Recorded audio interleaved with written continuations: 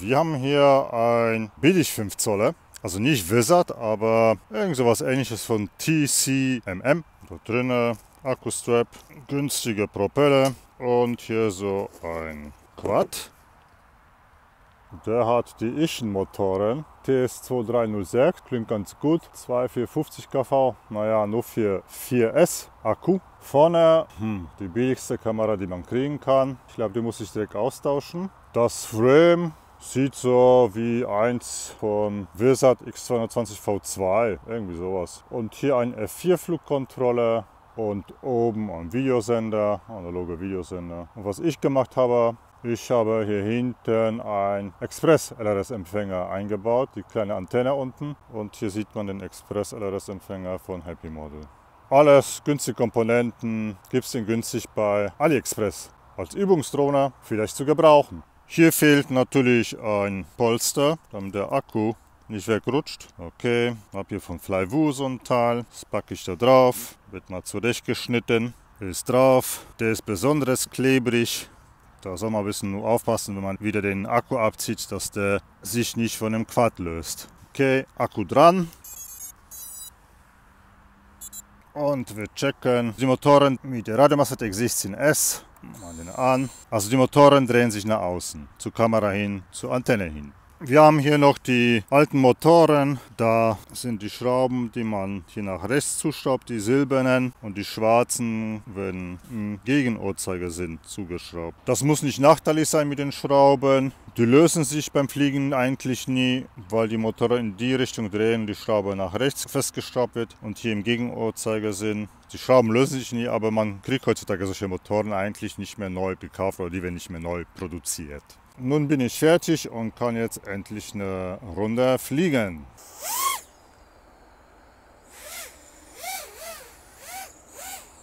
Betaflight 431 ist installiert mit Standard PD-Werten für 5 Zoller und der fliegt sauber.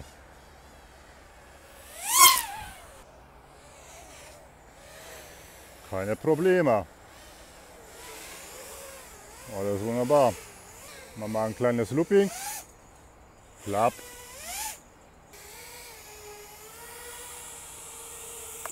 Die Aufnahme ist von der FPV-Kamera, aufgenommen mit meiner Fatshark HDO 2 Brille. Es war schon recht spät, also 19 Uhr und es war sehr bewölkt. Bei so einem bewölkten Wetter ist das Kamerabild akzeptabel, also eigentlich besser als ich dachte. Was ich aber besonders super finde, die Drohne fliegt einwandfrei. Ich habe eigentlich nur Beta 431 aufgespielt mit Standard PD-Einstellungen für einen 5 Zoll Quadcopter. Hierzu habe ich die Presets verwendet. Die Firmware der ESCs habe ich auf BlueJ 0.16 geändert und die RPM-Filterung und der Betaflight aktiviert. Und der fliegt hier einwandfrei. Egal ob bei einem Looping oder bei 180 Grad Wende. Kein Zittern, fliegt tadellos. Obwohl er die billigen Motoren hat, ein billiges Frame und vor allem die Propeller sind auch nicht die besten von Racerstar. Was mich aber am meisten stört, ist die Kamera. Vor allem, wenn ein sonniger Tag ist. Also die Aufnahme habe ich jetzt am nächsten Tag gemacht, bei hellen Sonne gegen 17 Uhr. Und hier sind die Schattenbereiche extrem dunkel. Wenn ich gegen die Sonne fliege, dann habe ich zu starke Reflexionen, sodass ich teilweise nicht sehe, wo ich lang fliege. Fliege ich im dunklen Bereich ins Helle, dann ist der Himmel einfach nur noch weiß. Also die Kamera, die gefällt mir überhaupt nicht. Und der Weitwinkel ist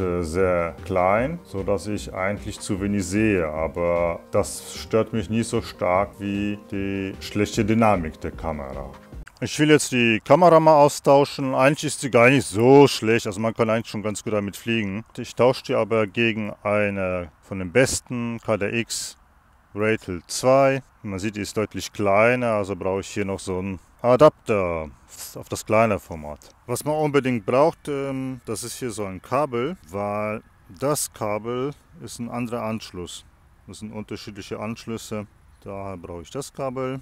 Und das wird hier rausgenommen. Die Polung ist zu beachten, ganz wichtig. Und das Kabel muss hier zu der rechten Seite, das heißt, das ist vierpoliger Anschluss, aber der Stecker ist dreipolig. Ganz rechts ist Plus. Jetzt ist die KDX Ratel 2 eingebaut und ich kann das Ganze zusammenschrauben und fliegen.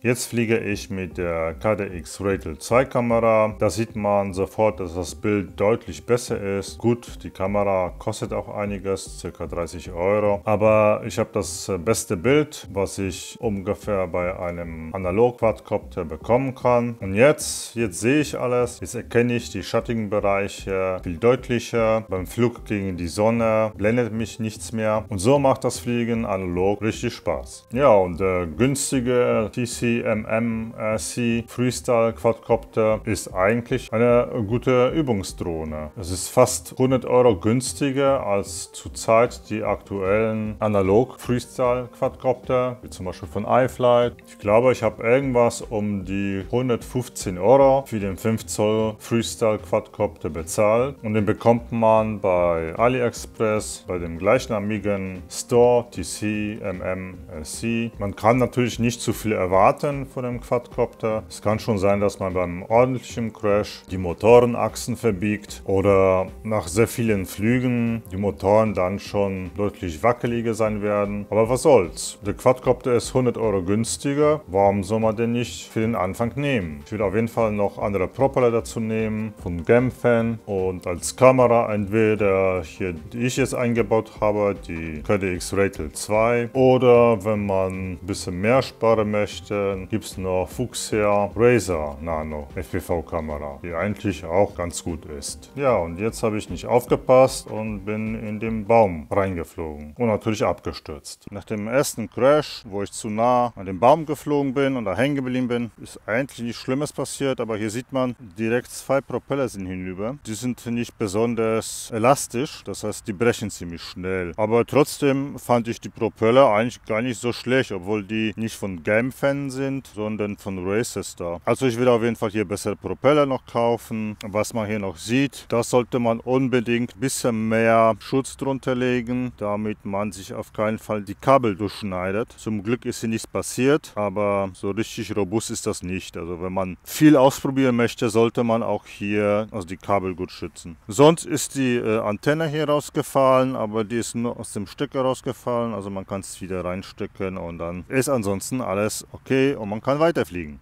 Also, viel Spaß beim Fliegen.